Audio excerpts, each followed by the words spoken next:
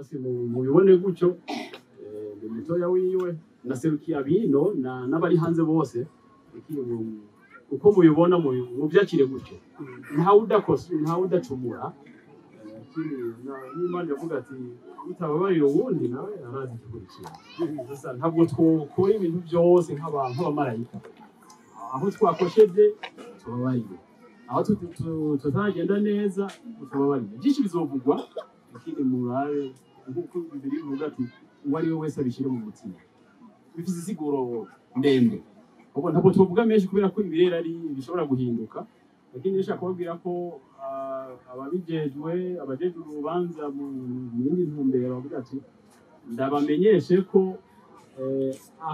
aho tujya gukora umugenzo w'ikirundi yo gukaraba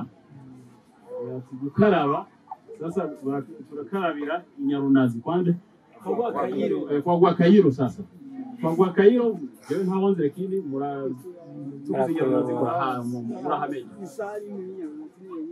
sawa mwisale ya Gwakayiro sasa akandi kaza kuvugwa ako yambuye mbuga basi ndaza kukubwira hariya ubu singa batete abantu inzara basi jewe ndabashimira ubwa kabiri Imana ibaheze turagushimiye ko ari wowe wabanye natwe kuva iyi porogaramu itangura kugeza n'ubu none n'ibikurikira byose bihagarikire tubisenga mu izina rya Yesu Kristo n'amaraso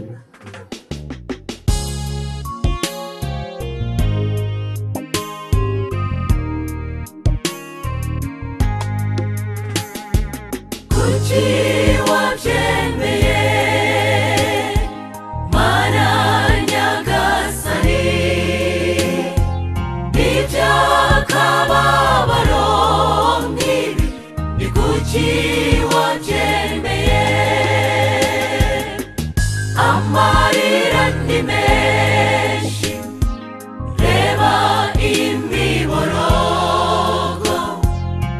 duhora twibaza Mana ni kuki wabyemeye izina ry'umuryango abo bantu bose baje kudufasha urugamba turanje kubakenera cyane rwose cyane dusaba abantu bashoboye kudufasha gutegura ahantu dushobora gufura uwo muntu cyane abafundi turabashimiye cyane rwose kwigora bagize bajya kandi bashimira n'abajyaza bashoboye kuja hamwe bakadufata mu mugongo tujyaho kandi dushimira n'umuryango washoboye kudufasha kugira ngo dushobore kuvura umuntu wacu yagiye tutamasi rero akambwira ati wewe ubabwire ubuzima yabayeho ngaha kuri iyi si iyo urebye rero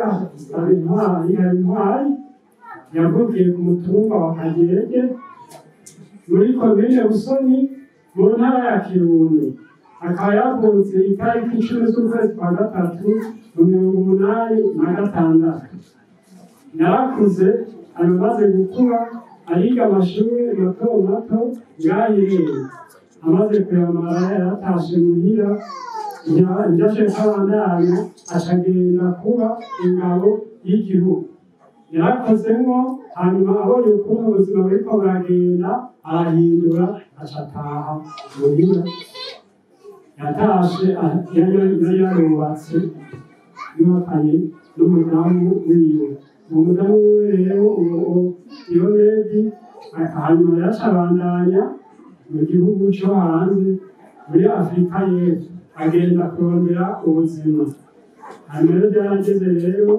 yaho rero abasi b'amahoro hanyuma rero baca baramwica cayitaba Imana hanyuma rero akandi amajambo risinzwe hano ati ugende ubabwiye yuko amatongo yahaye iyo ashika ku matongo 10 ati ayo matongo kikazirizwa yuko ata muntu azoya kuvuga ngo ariko aragurisha uzonoka nawe aguze ati azokwihombera ntabwo ingaruka y'amatungo ukuntu imeze banafata amatungo bakagurisha hanyuma bakajamo ngo basubire kugabura ati birababaje birateye agahinda nubwo yarambwira ati ubwo ntibashikiye hariho nk'inzu iyo menti yari yaguze na mwene wabo tumwe hanyuma rero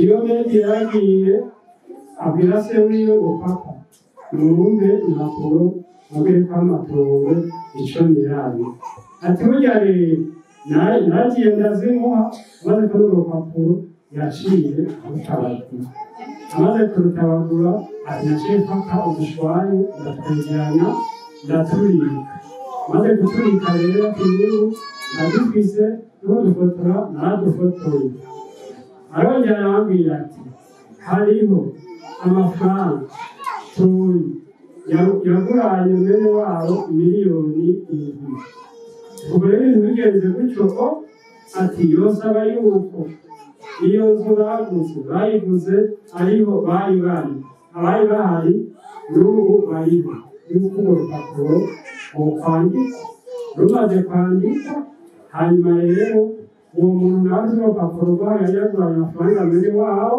ati jewe ayo mafaranga sinzoyakurikirana izo miliyoni 7 zizofasha umuryango hanyuma aracarambwira ati hanyuma urupapuro maze kwandikwa rw'iyo nzu ati uwo muntu nawe uzi urupapuro yayamuguranyemo amafaranga aca aruzanira abagabo bari ngaho bace barutabura rero yashambwira ati ibihano bisigaye rero bikaba byagenze gutyo rero twashaka rero dusabe yuko ibyo bintu twasha tubishyira mu nzu murakoze uyu munsi rero igikorwa cyatuzirikanye cyo gushingurana iteka uwo twakunze twita asa intwari niyo menti uyu munsi rero twari tumaze iminsi tugandaye kwari ukugira ngo tuje ku mazi dukarabe hama tuze tubandanye ibikorwa muri iki gihe cyari kirekire ku itariki 6 tugandaye ni ukuri cyari ikiringo kirekire kubera ko babuze ubuzima umuntu yaguye mu bihugu byo hanze twabaye urugendo rurerure kugira ngo umurambo ushobore kudushikira none rero bajyango murambe uko muri ahubwo murarenza uko mwabidufashije ko mwadufashije muze mugome mufasha n'abandi babivuze uyu munsi Imana yakunze kudusumbya asize umupfakazi n'abana 4 mwebwe bajyango inshuti mwese uko muri ngaha mwashoboye kubishyikira muze mwacira umugira muze muze ngo umugenzi yaruriya hari akantu murazi mu kirundi bacumugani bati urugi uva ku nzu imbeho ikinjira murabona asize utwana tukiri dutoya turi mu mashuri hariya bari mu gisagara nta munsi y'urugo bafise umuntu iyo afise akantu ababijejwe baza kutwereka aho baza gushyira akantu kazofasha izo mfubyi n'abapfakazi kugira ngo ubuzima bwa misi yose bushobore kubandanya ikindi kigira kabiri kubera ko se wiwe na nyina wiwe ntabwo bari hafi byabaye birebire kugira ngo abishikire nabivuze sinobisubiramo kubera ko umwanya utokunda nta wundi munsi uzosubira urubanza rwa Diyomedi turahejeje byose ahubwo ikindi nko ku muntu yoba afise ikintu ntuzobaza mu muryango tuzotanga umwanya twakire ikibazo kimwe ku kindi. Uyu mupfakazi izi mfubyi ni izacu tuzoguma tuzikurikirana, ari byo mu muryango tuzogira iki, tuzomuhamagara tuje hamwe tubirabire hamwe. Ego muri make nicyo kintu twagira dushyikirize inshuti ababanyi n'abajyango mwatubaye hafi, murame mumurura nk'uko mwaduhuye. Imana ibaheze agize. Numvise ko nari natevye, hari amajambo yavuzwe menshi, niho gafite ivyo mvuga, nza ko nza kuba nsubiraho bikeya canke ivyavuzwe abantanguye, lakini hari icyo mukuru wanje yantumye, hari ivyo yantumye, lakini nuko mujiwe bavuga ati reka tubicemagure tubicishe bugufi. Ariko nk'uko abikora bivuze ati sasa inyama turaza gukaraba, kandi gukaraba byasiguye muri byinshi zari n'abashaka mu maboko akarabye sawa, ibyo ni byiza. Sasa icyo yari ashaka kuvuga, hariho n'imirongo ya Bibiliya navuze ndi hariya hepfo ati ndaza gusaba gusoma ikirundi byiza, iyo mirongo yayinungikiye afisimbo n'Imana. Wewe yumvise ko nta kuzigera yantumye, namushimiriye iyo nashabuye ubwo ntabwo dushakurana, rero n'ubu waje turubahana rwose. Wewe icyo ngicyo cyose ndagishyira mu mutwe mu mutima ndagikora. Sasa tutarasoma imirongo muri Bibiliya, hari ijambo nyamukuru yabwiye urugendo rwa Diyomedi, umunsi wa Diyomedi ukoranije ngaha, uvuga ko ari umunsi uhambaye mu buzima bw'umuhungu wacu. Diyomedi ni umunyamwete gusa, abari ngaha abo ntazi cyangwa abonzi yakiyumvishije byinshi, kuko ati umusore yavuga ati umuntu ariko mchapakazi, yani umuntu afise umwete. Jewe tuvugana mu gihe twahoze tuvugana, ama twakunda kuvugana mw'ijoro mu masaha ya iwacu, avuga ati jewe ino ndonka akanya nk'isaha indwi, isaha umunani, isaha icenda z'ijoro tuvugana. Rero amasaha muzi ko agaciro usanga karyoshe, lakini usanga mbyuka tukavugana tugahanurana tugaseka, ibyo niko byari bimeze.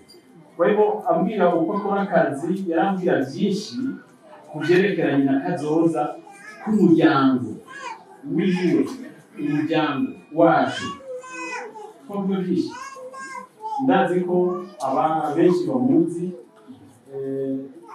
hariya ko bagiye gushingura abadandaza, abagenzi bacu, abagenzi bari mu mageni, ko bafite urukundo, barafatana mu nzu, bafite gushyira hamwe. Ndabashimira bakari abadandaza marafiki wacu, Imana ibandanye kubagereza ibyo mukora, n'abagenzi n'abifamiye yacu basi turavuga ati sasa Imana ibongereze byinshi. Lakini icyo yambwiye inyuma yo kuongeza ibyo uko mubikora cyangwa uko mubisubiye, avuga ati mubandanye nako. Buri mwanya turavugana, n'ubu turavugana, tukagenda kubwira uko bimeze. Yishimye rwose, nuko yibajije ko yaje, lakini ko naje basi ubu yaratuye umutima. Basi icyo namubwira icyo cyo cyose kiri ngaha cyangwa kirimo cyakira cyose, umupasoni mu rukundo, yishimiye ko sasa namusimbuye ino. Aravuga ati kubera ko urubanza rwateye amahera menshi rwose ubu muri Afurika y'Epfo, hari famiye ya Mzee Isaya iri hariya Eliezer, turavugana buri mwanya, ambwira ati sasa jewe birashoboka ko nzoza na birashoboka ko ntoza kubera ko ibikorwa by'ino n'amagara yiwe ameze neza rwose uvuga ati mutambonye reka jewe nihangane ngerageze nkora icyo nshobora ndi no muri Afurika y'Epfo iki uburyo nenda ashike hano. Sasa abantu batembereye murazi ko iyo haciye mu rugendo rw'indege aho ufise amashakoshi hariho indege ijana amashakoshi cyangwa imizigo. Sasa iyo umuntu apfuye muri ako kanya nyuma yo gupfa yitwa umuzigo. Sasa bamupakira mu modoka y'imizigo cyangwa indege y'imizigo. Kwa hivyo nimutangura kuvuga byinshi ati sasa yaravuze uwo muherekeza eka bamupakiye nk'umuzigo. Ibyo ntabwo twababwira ati sasa twidoge ati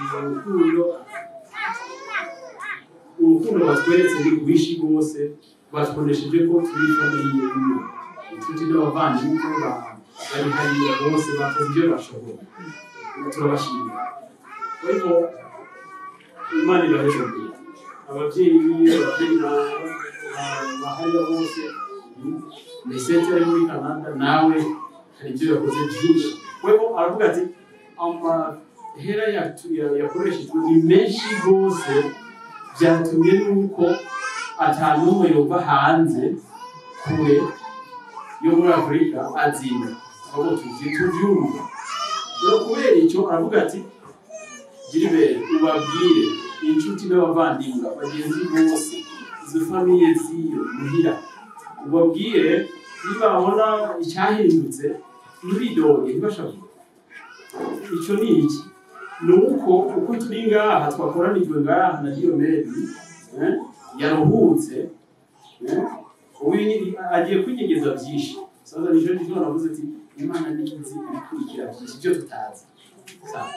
Wayiko avuga ati uko muze gukorana mugiye gukaraba cyangwa muri hehe abo bantu bacu abo umuryango wacu mwese mwumve ko atakindi gihe muravuga ati hari ibintu y'umuntu apfuye ati hakugandara imisi bandanya ati sasa n'ibindi bizoko.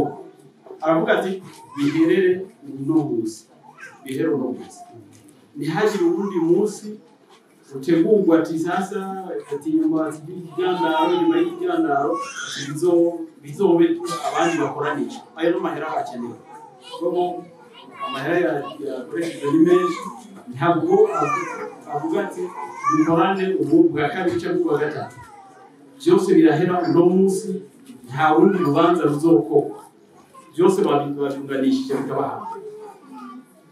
Turashobora kumva ko igarama nyinshi zakoresheje wayivuga ati njyewe ntacyo mfise naherewe. Sasa baje mu gashomeri nkuko mubivuga kandi bikoze aho bashobora. Kwa hivyo icyo nicyo nyamukuru cyari gitegerezwa kumva acaho kumbirizwa ko tudashoboye tudategerezwa kuza gukorana ubundi kubijyanye n'urupfu rwacu birahera uyu munsi.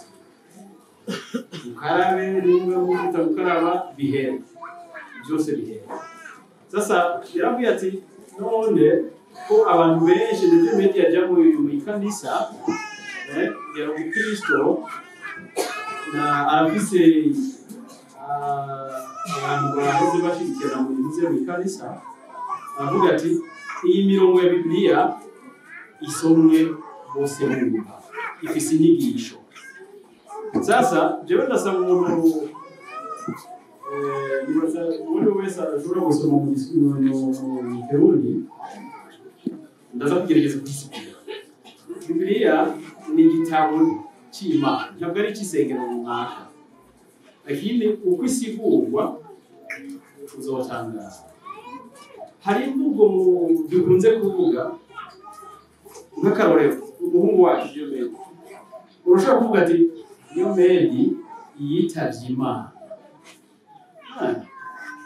Yitavye Imana Imana yamuhamagaye, lakini ariko ubyiyumviriye neza Yesu aravuga ati umuntu afise ubwenge cyane yiyumvira cyane nuwumviriza inyigisho y'Imana biva muri Bibiliya akayishira mu mutwe mu mutima akumva ikisigura. Je mwarigeze kwibaza ko iyo mvugo ifise isiguro zirenga zitatu? Umuntu kwitaba Imana, umuntu guhamagurwa n'Imana. None umuntu yobaza shetani yakoze iki? Uyu muntu witavye Imana shetani yakoze iki? Uyu muntu yahamagawe n'Imana shetani yakoze iki? Asi umuntu ashobora gusoma Bibiliya mu Kirundi adusomere Itanguriro 3:19. Imirongo soma niyo nahawe. Abantu abenshi baraja mu kanisa cyangwa mu gusenga. Twumve ico igitabo cy'Imana kivuga. Itanguriro 3:19. Turi na microphone.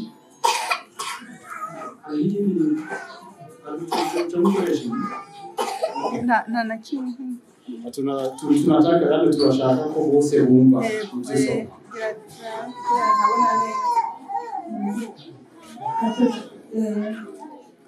Itanguriro 3 umurongo wa 19 uravuga ngo kwirirwa urabira akuya niko kuzoguhesha ibyo kurya uzurinde usubira mu ivu kuko ari byo wakuwemo umukungugu kandi umukungugu niwo uzosubiramo. Yesu ashimwe. Okay, asante. Umuntu umurongo uvuga ati kwa jasho lako kuvumbuta yawe. Umuntu akora akazi kenshi yihuta aratora ivuguta urabira ivuguta. Kwa hivyo unaweza kuivuguta kwa kazi kumwete. Kwa hivyo Dioneli yari kufanya kazi. Umuntu akora kazi abisumwete mwishi. Kwa hivyo intumbero yarafise kuri famiye byaboneka mu bikorwa byiwe. Benshi baramuzi. Abenshi bashobora kuvuga duhaye ijambo rero wese cyangwa umwe kuri umwe ashobora kuvuga byinshi kuri Dioneli. Baravuga ati uzokora ibyo kuntu utagira gushika aho uzoja mu ivu kubera ko wavuye mu butaka. Iyo ni inzira y'uwari wese ngaha. Twese ntawo ugatigere mu murongo ntabwo unyerekeye uwari wese azosubira irovu. Ariko tumubwiriza kiravuga ati iyi sura ya 3 ninde aziko uko igikoko gipfa nuko umuntu apfa. Ninde aziko igikoko kijya mu ivu arafu umuntu akaja mu ijuru? Ninde abizi? Ushaka mu mabisoma lakini Imani yabizi. Yabagereje ati cyuzuye Yohana 13:34-35. Atarasoma uyu murongo uvuga ku byerekeranye n'urukundo. Urukundo twabonye muri webwe rurahambaye n'ibidasanzwe. Niba wasanzwe ngaho basi bashobora kwasoma kwiki alafu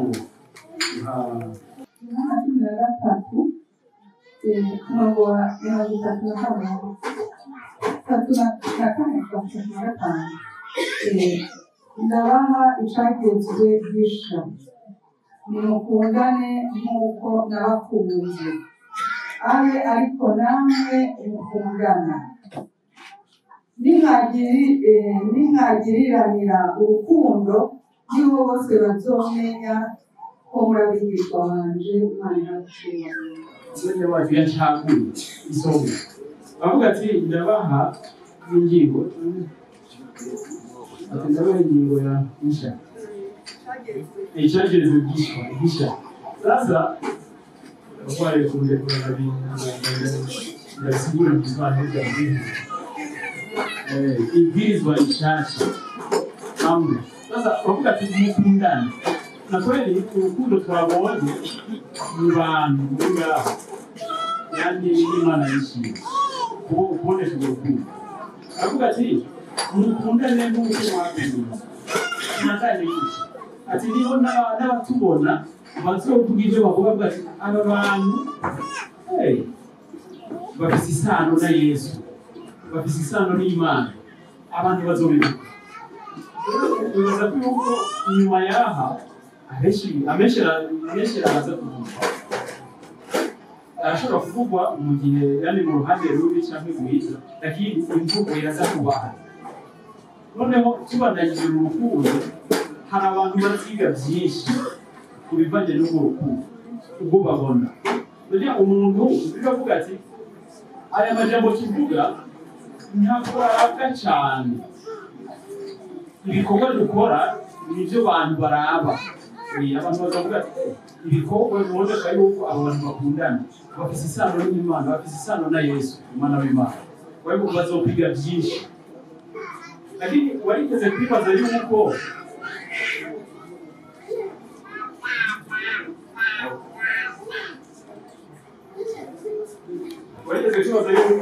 ureko akanya gahera abashaka kumara urubanza sasa bahe abafasi warigeze kwibaza yuko iyo umuntu abuze urukundo mu buzima bwiwe yitwande uwari wese ashobora kuvuga icyo yokwiyumvira iyo umuntu abuze urukundo ku mugenzi wiwe uri mwene wabo mushiki wiwe umubanyi urazi izina yitwa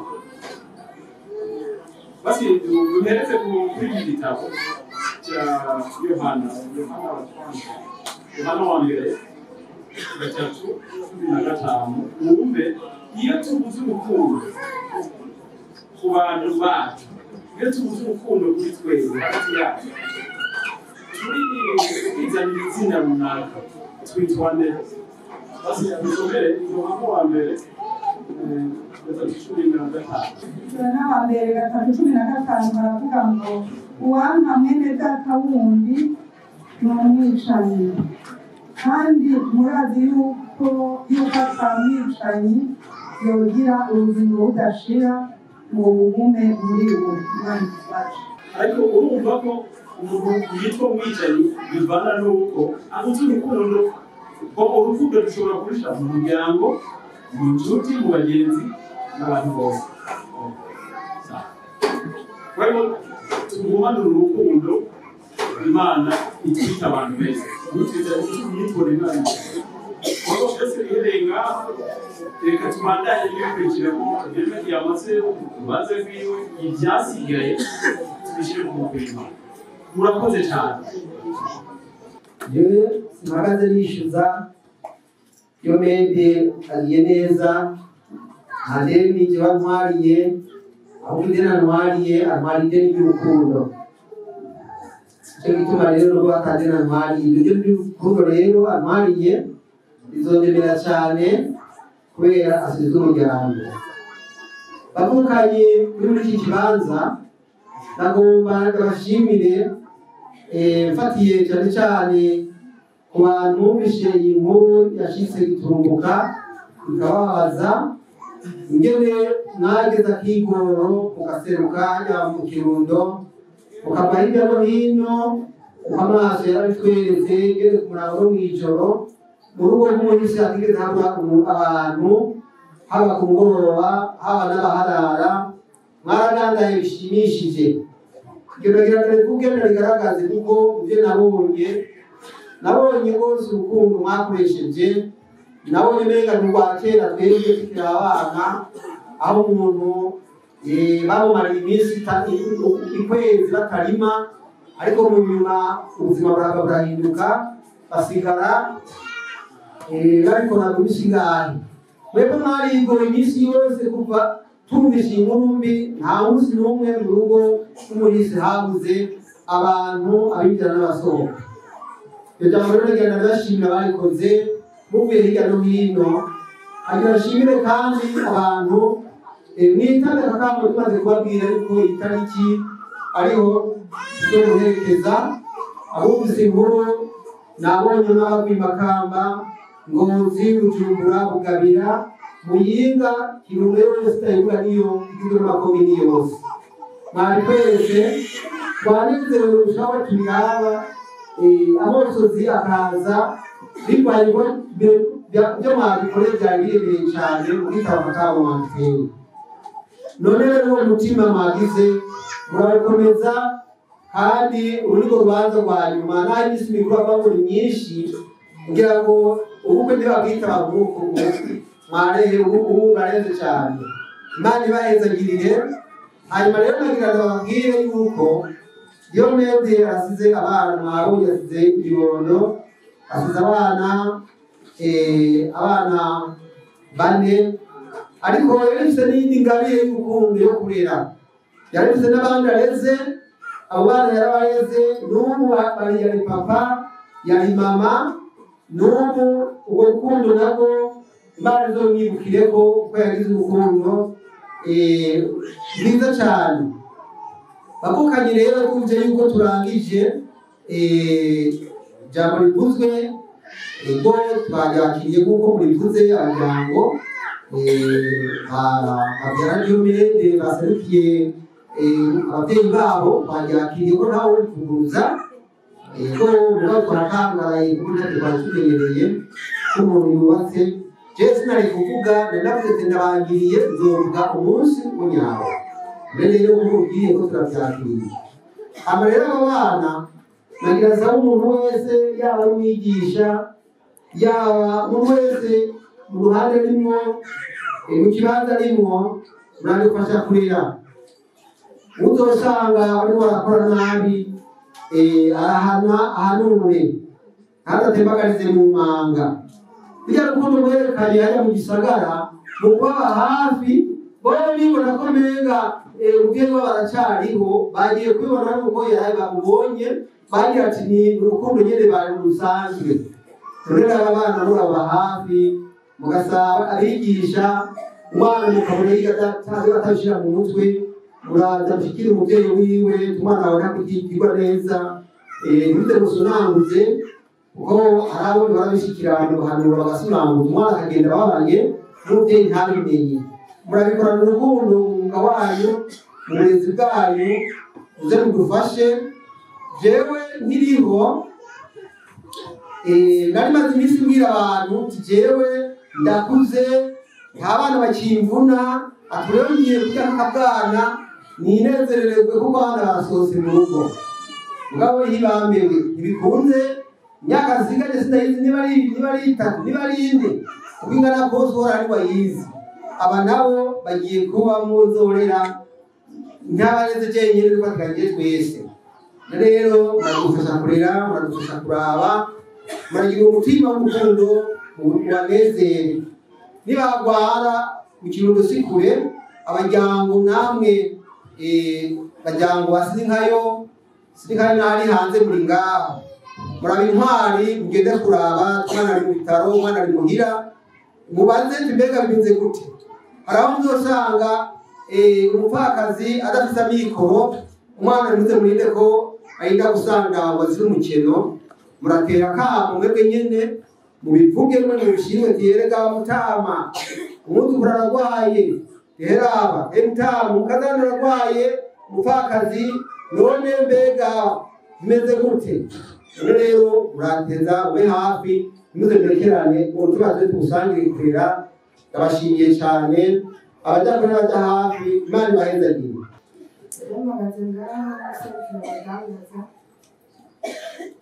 abadandaza n'ukuri na kirundo tufatikanyije n'abandi badandaza n'inshuti abagenzi twaragerageje turegeranya uduki no gufashisha abasigwa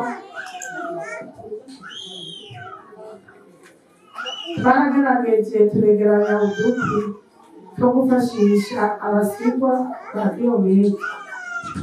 Nico rero mu migenzo y'abadandaza uwo mugirwa twama twawukoze iyo twegeranije uduki tubishikiriza umuryango usigaye kugira tuzobe turabafasha mu minsi y'imbere. Murakoze. Turashimiye umuntu wese yagize icyo akora kugira turonke tuno duki. Imana imuhezagire izomusubize aho yakuye. Murakoze.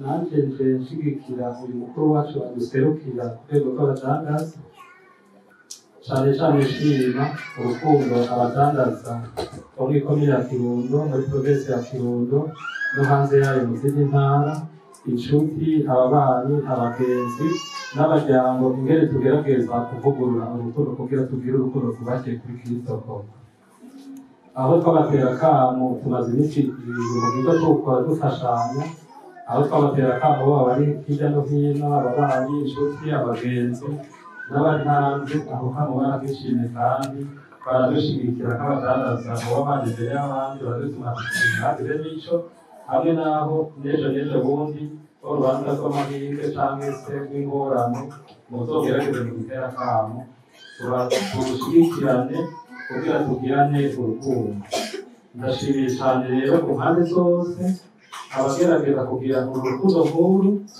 koba mu babanyi inshuti abagenzi n'abaryango n'abadandaza bari hirya no hino mu ntara zitandukanye kugira ngo abagore barimo mvuga ati Imana ibahezagire kandi muzogumane urukundo nkuru twongeye turakengurutse rero ingene iki gikemanyi hajemo n'abantu atabadandaza umwe nicyo gituma dushatse kubivuga b'abana bo mu muryango wo tekagateka twifatikanye n'abadandaza ko urukundo bafite natwe tuje hamwe kugira uyu mugambi wagize cyangwa se uru rukundo wagize natwe tubashikire twongeye turabatera akamo n'ituzi tuja gukora nk'abadandaza aho mu gikorwa nk'iki bidukumire no mu mafamiye mu babanyi no mu nshuti n'abagenzi hariho natwe muze murashigikira umwuga w'abadandaza nk'uko kugira ngo dufashanye gukora igikorwa cy'urukundo rw'iteka abadufashije natwe ntikurangiza tutagize icyo tuvuga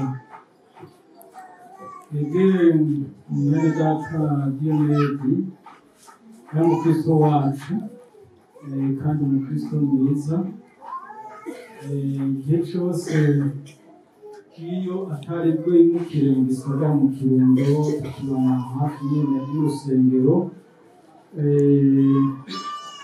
yama atuye hafi kandi niyo yagize urubanza yagize akabazo ako ariko kose yama duhamagara muze dufashe muze dusangire umunsi mukuru kandi iyo yagiye hariya mu Kirundo naho nyine yaduhamagara ati ndigeruye ariko mwari kuza mugashika mu rugo mukadusengera mugasengera ahantu hashasha ngiye kuba shize umuryango karashikayo tukasengera tugasangira igisabisho tukanezeranwa rero aho agiye na hariya mu kindi gihugu yo muri Afurika y'Epfo byatumenyesheje ati murasenge ndafashe urugendo karamusengeye kandi yashitse amahoro ariko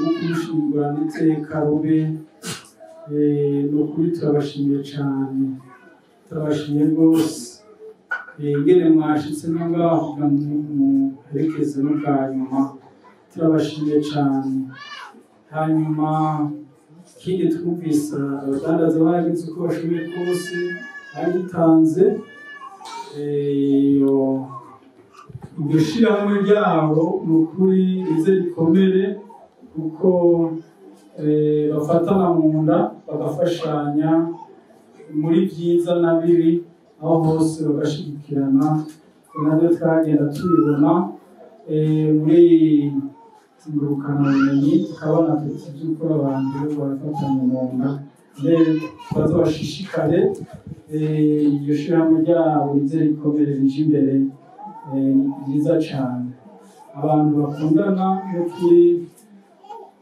aho bari hose mwese mushishikare n'abandi nabo babyigireko hanyuma ikindi ndagomba kuvuga n'aba basigaye nuko twasoriwe n'ibibondo basigaye ni abana bacu ni abakristo bacu n'ubundi tuzoshishikara kubaba hafi hanyuma tubaremesha nanone kugira ngo Imana izoshishikare kubaba hafi izoshishikare kubaremesha ntacyo bazobura ko bizeye Yesu bakizera Imana turazi ko atacyo bazobura Imana izogenda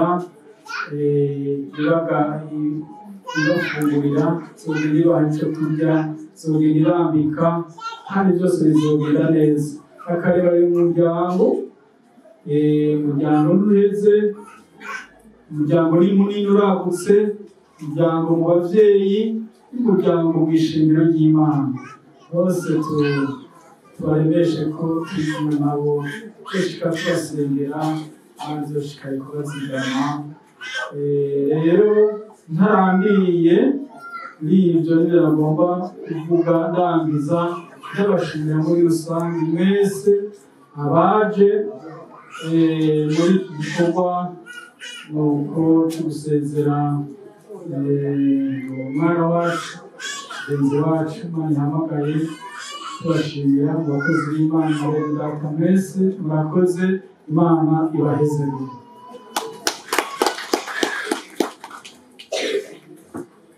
Ibisigaye nabyo twagira turangize kubera hari abaja kure basabye bihanganye bacasura i Bujumbura baje kudufasha urubanza tyaje gusenga Imana ariko kandi uyu mupfakazi yantumye akajambo ati uko mwamfashe mu mugongo tindibaza n'ivyo shabiranga mu byo rurangiye abo mu Kirundo bazaza bari hafi n'ibijyango n'abintu bashobora kuronka uburyo bwo kuyunguruza ati babandanye baze bandemeshe abakozi babasengere muhiri wanje banganirize ndawe yuko bwabwohera abafise umwanya rero karibu n'uburyo bwo kwiyunguruza mwoshika mu rugo kandi uyu munsi nejo mwandanye mujane n'ibiti byazago n'ibindi nk'ivyo byose kugira ngo mufashe umuryango nuko rero ibisigaye navyo n'andi majambo ntashaka guherera ngaha umuryango ngaho uriho n'abandi bariho ngaha kandi nimwe abagabo ibizoba bitatunganye aba bagabo batatu baserukiye jamari bakiri ngaha n'ibyo ataragenda uzafise ikibazo azoze karabiture